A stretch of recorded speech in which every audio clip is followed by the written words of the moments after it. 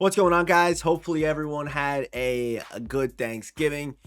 Today on this Friday, we're going to be talking the best cards at each position right now in Madden 26. Again, no price limit, just the best cards at each position. It's that simple. And when this video goes live, so does the I Rate Your Teams tweet. So head over into the description, click Twitter, and reply with a screenshot of your team to that tweet that is up as I speak right now. So yeah, let's get straight to it. If you're looking to add any of these cards to your team today, head over to MMOEXP for the cheapest, most reliable MUT coins on the market. Use my code FREDDY at checkout for 6% off. A link for the website is in the description. Getting started at quarterback, it is going to be Shedeur Sanders. I think this one's pretty obvious just because of, I think he already would have been, but with the all 32, the only thing with this card is that his abilities, they're good, but nothing out of the ordinary. You're looking at the stats on this card, and I would say getting that +1, the all 32, this card like all over 90s. He got 95 COD, 90 juke move. If we look at the other quarterbacks in this game, the other ones I do like Peyton's card a lot. Peyton does, of course, get that gunslinger, which we haven't really seen since Unreal Moments. It has a pretty good release too. Then you also have Troy Aikman, who's obviously going to be pretty solid as well. Does get the similar, abilities to Shedeur, but doesn't have those stats. I would say Shedeur is the one right now, pretty indisputably. I know we are going to be getting that RG3 very soon. We'll see how he stacks up, but I don't even think this card, he actually might rival Shedeur. I think he has a chance to, because he does get that gunslinger for some people. But I'm surprised at how mobile they made Shedeur. They made this guy straight up insane. And to think that this card was planned so far out in advance that he could have been the third string on the Browns and still have gotten this upgrade is just straight up crazy, to be honest. It is. It's actually insane. At running back, I would say it was a tough decision, but it really wasn't for me because Reggie's such a good plug and play guy. Of course, there's other good plug and play guys that have that over 90 COD now, but the speed, the agility, the pass catching, what more could you want in a running back? This guy can literally just straight up do it all. Other good plug guys would be like TD. Even Deuce McAllister is good because he has that 90 plus COD. Thurman Thomas 90 plus COD. Jonathan Taylor on a Autumn Classic team, still very good. But I think the best is just Reggie. He checks every box: pass catching, speed, COD. He does it all. So fullback, I would go Mike Allstott. I always had Riggins here, but Allstott, I've used his cards pretty much every year. And yeah, 6'1", 248 with these stats. Of course, he's a fullback, so you're looking for the run blocking and stuff like that, which he has as a pure back. Of course, the COD is going to be on the lower side of things, more of a power back, as these fullbacks just kind of are. Wide receiver, I would say Jerry Rice is number one. Jerry Rice always runs the crispest routes in the game. He's amazing after the catch. They gave him speed, which in most years or previous years they didn't always do that, but 92 speed, Jerry Rice tied for the fastest in the game.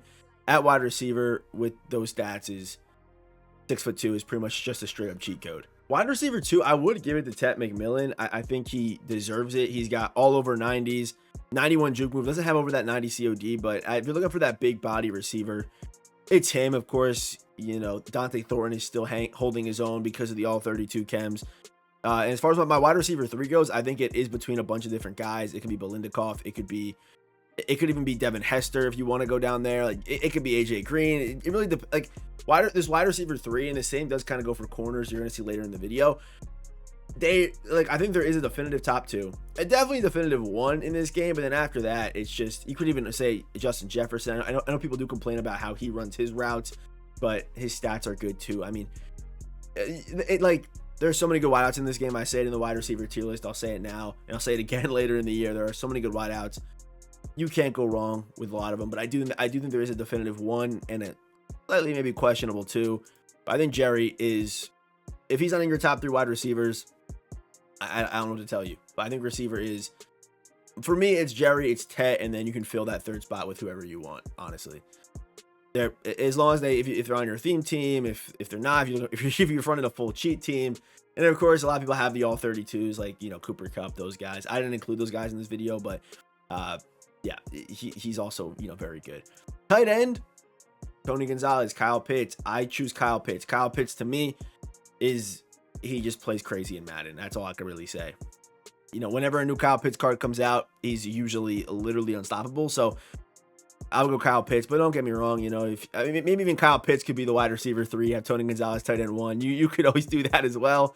But tight end, yeah, it's got some depth right now too with these diamonds, or these diamonds too. So, but to me, it is, and you know, there's of course gonna be Brock Bowers on the Raiders team. That's gonna be very, very good, 92 speed. But Kyle Pitts, whenever he's out, man, on those corner routes versus man coverage, you can't guard him. After the catch, the car just moves crazy, and he's so fast as well. So I would go Kyle Pitts here at tight end. Offensive line, again, I think my opinion is different from most people on the offensive line because I always look for speed. So the fact you have Tristan Wirfs with, yes, he has 85 run block power, but all the other stats are 90 plus. With the 84 speed, I would take him over Big Trent and Joe Thomas as well. Tristan Wirfs, 90K right now, insane purchase, pick him up. And the same goes for the next guy, Jarrett Wilson, 87 speed. Yes, one stat is under 90, but 87 speed with all pretty much 90 plus stats. I'd put him over all these guys. Give me Jarrett Wilson. Give me Jarrett Wilson easily. Because, again, speed is king on the offensive line. It really is. It is. I mean, I know it's not important for, like, pass blocking. If you need, like, a pure pass block guy and you're not running the ball, then okay. But if you're running the football at all and you need a guy to, you know, hit the double team, break the double team, get to the second level as fast as possible before you get there, that's why you want speed on the offensive line. It's the most important thing.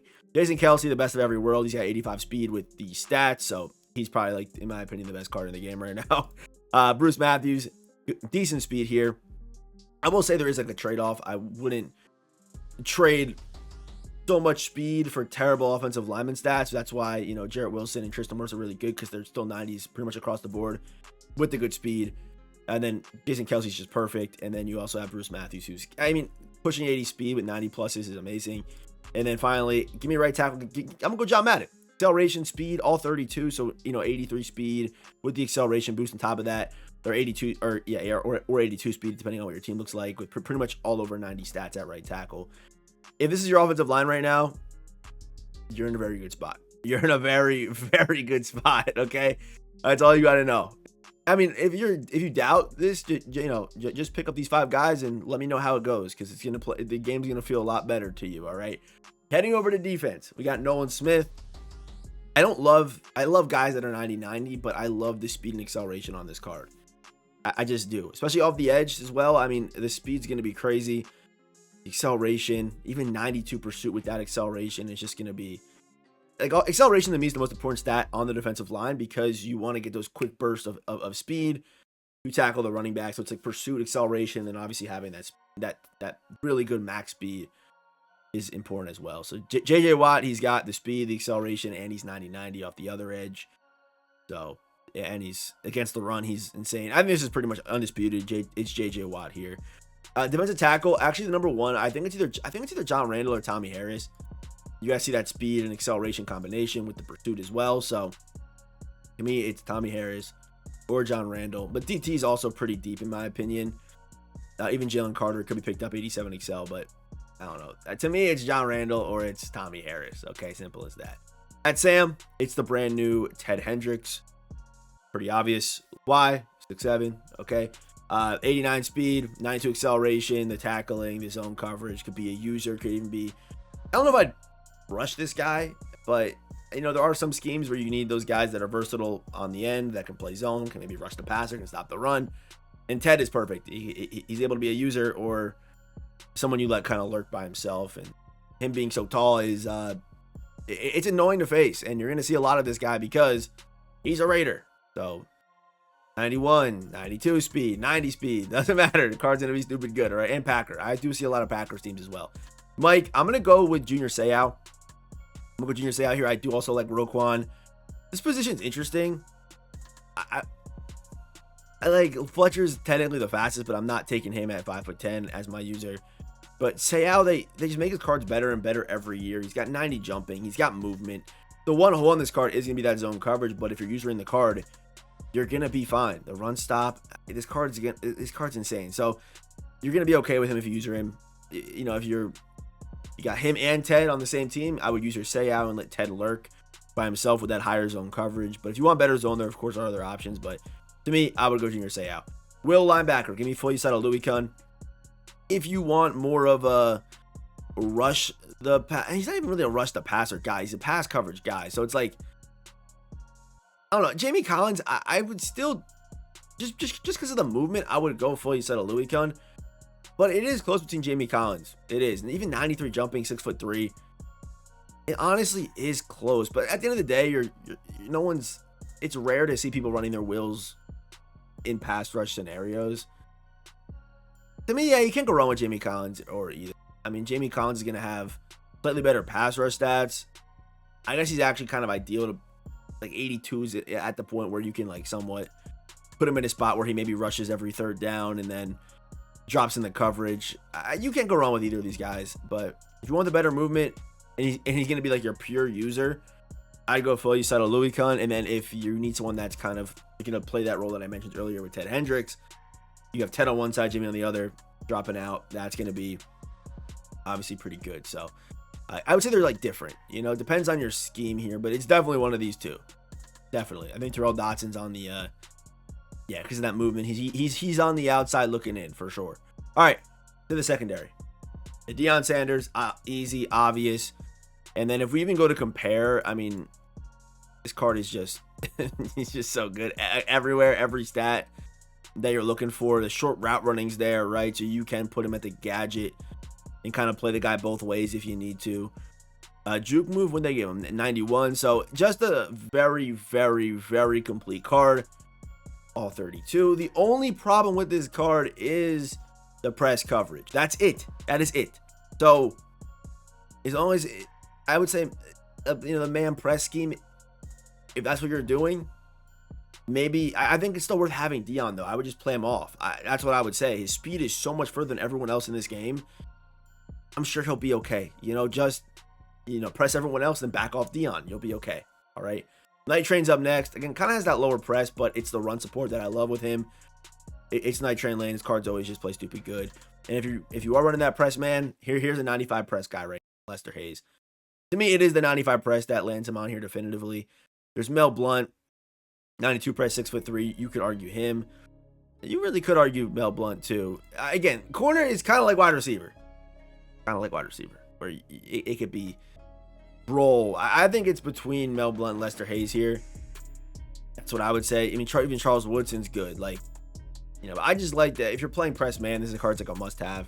That's like a cheat even. If you're running press man, no Raiders team, Lester's still kind of a must-have, but Mel Blount too is really good too as well. So, all right, at free safety, I'm gonna go Sean T, but also Entree Roll is very good. He's actually faster, but for me, I like having a little bit of pop on my safety. So Sean Taylor, the way that he plays in game, he's so strong against the run. This card is everywhere.